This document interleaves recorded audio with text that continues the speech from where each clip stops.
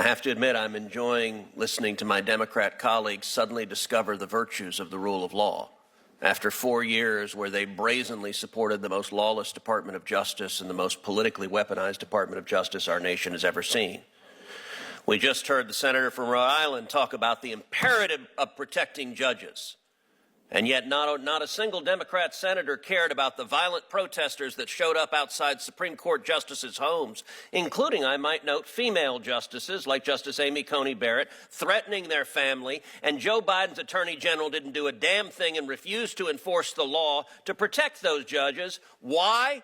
Because he agreed with the violent protesters and he wanted to intimidate and threaten those judges.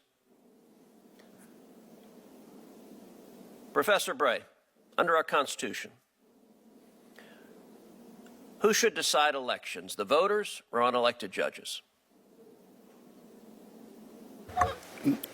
The voters are the ones who should vote in the election according to the laws, and the laws sometimes have to be applied by the judges if there are cases. And under our Constitution, who is charged with making policy decisions, elected representatives elected by the people or unelected federal judges? I think the question of policy, Senator, is a little broader than the particular case. So the laws should be enacted by Congress. That's where the fountain of law. Policy decisions are the elected branches. Right. Law is the province of the court. Policy is the province of the elected branches. These are not complicated. Professor Bray, let me ask you this. Do the federal courts have power to issue remedies for people who are not parties to a case? That's a question I agree is not complicated. They do not have that power. Is the phrase nationwide injunction or universal injunction found anywhere in the Constitution? It is not. First chart. In the first 150 years of our republic, how many nationwide injunctions were issued? My view is that there were not any until 1963. 0. Now fast forward. How many nationwide injunctions were issued in the entire 20th century?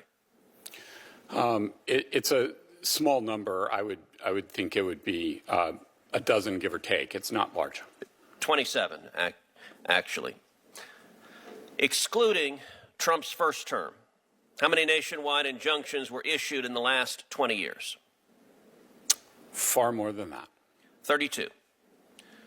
From 2001 to 2024 against Biden, Obama, and Bush, 32. And how many nationwide injunctions have been issued in the last 2 months alone?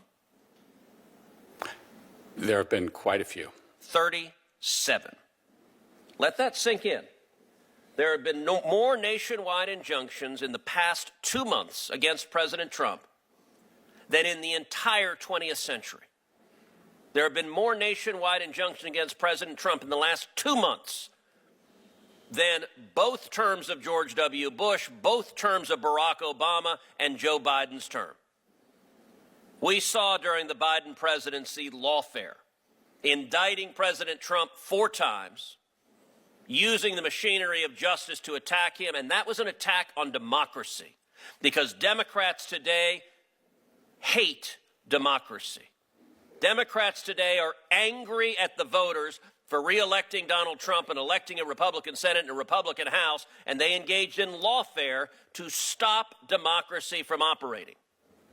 Understand, this is the second phase of lawfare. Second chart. This is the second phase of lawfare.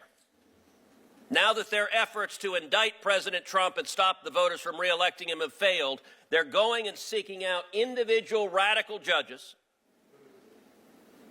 to try to shut down policies, and they are forum shopping like crazy. Give me any loon judge put on the bench by Obama or Biden who disagrees with a policy. We just saw a judge flagrantly ignore U.S. immigration law concerning TPS being revoked. U.S. law explicitly said there's no judicial review for that, but hey, they found a judge who says, you know what?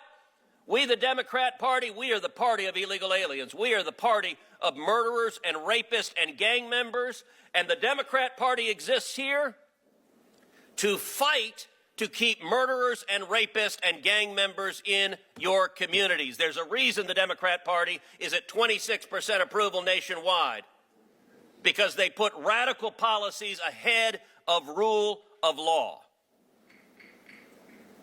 Nationwide injunctions are an abuse of power.